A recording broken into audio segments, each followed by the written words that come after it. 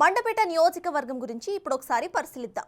మండపేట నియోజకవర్గం గతంలో వేరువేరు సెగ్మెంట్స్ లో ఉండి 2009 నుంచి ప్రత్యేక నియోజకవర్గంగా ఏర్పాటైంది.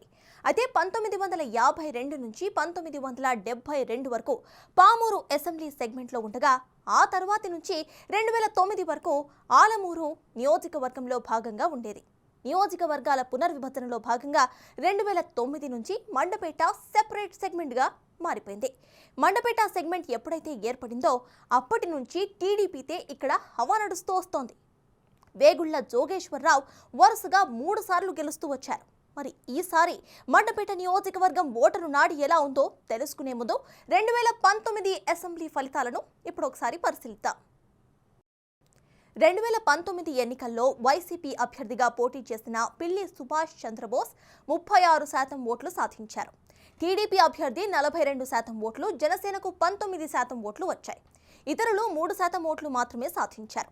ముఖ్యంగా గత ఎన్నికల్లో ఏపీ వ్యాప్తంగా వైఎస్ఆర్ కాంగ్రెస్ వే ఉన్న టీడీపీ అభ్యర్థి జోగేశ్వరరావు విజయం సాధించారు.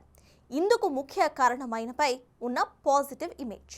అయితే మండపేట సెగ్మెంట్లో జరిగిన అభివృద్ధి కార్యక్రమాలే అక్కడ పాజిటివ్ రోల్ను ప్లే చేశాయి.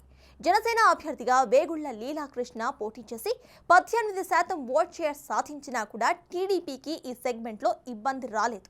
మరి ఈసారి ఎన్నికల్లో మండపేట సెగ్మెంట్లో రాజకీయం ఎలా ఉండబోతోందో big TV exclusive detailed election సర్వేలో వెల్లడైన అభిప్రాయాలను ఇప్పుడు పరిశీలిద్దాం.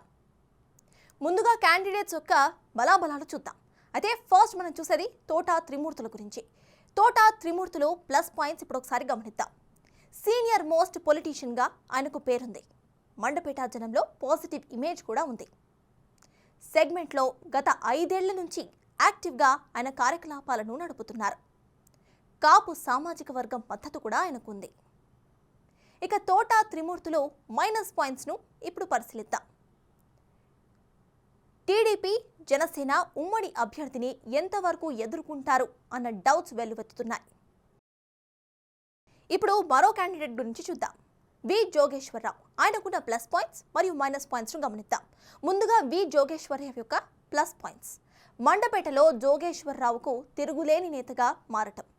ఇక జోగేశ్వరరావు పేరు ముందే ప్రకటించిన టీడీపీ. క్యాడర్లో ఆయనకు ఇమేజ్ కూడా పెరగటం. ఇవన్నీ కూడా ఆయనకు ప్లస్ పాయింట్స్గా ఉన్నాయి. ఇక ఇప్పుడు వి జోగేశ్వరరావుకున్న మైనస్ పాయింట్స్ను పరిశీలిద్దాం. 3 సార్లు ఎమ్మెల్యేగా ఉన్న అనుకున్నంత స్థాయిలో జరగని అభివృద్ధి, జనంలో తగ్గిన ఇమేజ్ ఒక పెద్ద మైనస్గా చెప్పుకోవచ్చు. ఇక కేశవపురం గ్రామస్తులకు ఇల్లు కట్టిస్తానన్న హామీ నెరవేర్చకపోవటం, రాజమండ్రి, కాకినాడ, కడియం, రామచంద్రాపురానికి కనెక్టివిటీ రోడ్స్ డ్యామేజ్ అవ్వటం, సెగ్మెంట్లో రైస్ మిల్స్ ఉన్నా కూడా రైతులకు మాత్రం సరైన ధర రాకపోవటం, ఇవన్నీ కూడా ఆయనకు ఉన్న మైనస్ పాయింట్స్. ఇక వచ్చే ఎన్నికల్లో మండపేట నియోజకవర్గంలో ఎవరెవరు పోటీలో ఉంటే ఫలితాలు ఏ విధంగా వచ్చే అవకాశం ఉందో ఇప్పుడు ఒకసారి పరిశీలిద్దాం. ముందుగా తోటా త్రిమూర్తులు మరియు జోగేశ్వరరావు మధ్య పోటీ నెలకొంటే అక్కడ పరిస్థితులు ఎలా ఉంటాయో ఇప్పుడు ఒకసారి చూద్దాం. ఇప్పటికిప్పుడు ఎన్నికలు జరిగితే మండపేటలో టీడీపీకి ఎక్కువ ఎడ్జ్ కనిపిస్తున్నట్లు బిగ్ టీవీ సర్వేలో వెల్లడైంది.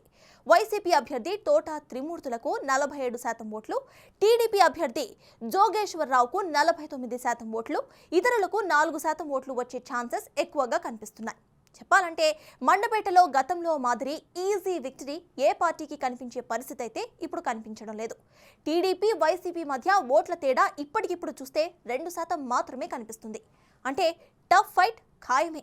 అయితే టీడీపీ అభ్యర్థి వరుసగా 3 సార్లు గెలిచారు కాబట్టి ఈసారి సహజ వ్యతిరేకత ఉంటున్న జనసేన పొత్తుతో బయటపడే అవకాశాలు ఎక్కువగా కనిపిస్తున్నాయి.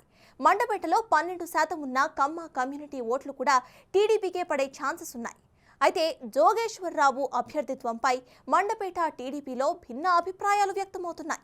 అదే సమయంలో వైసీపీ అభ్యర్థి తోటా త్రిమూర్తులు కూడా కాపు కమ్యూనిటీ నేత కావడంతో కాపుల ఓట్లు 2 వైపులా కూడా చీలి ఎన్నికల నాటికి ఈక్వేషన్స్ ఎటువైపైనా మారేందుకు ఆస్కారం గట్టిగా కనిపిస్తుంది.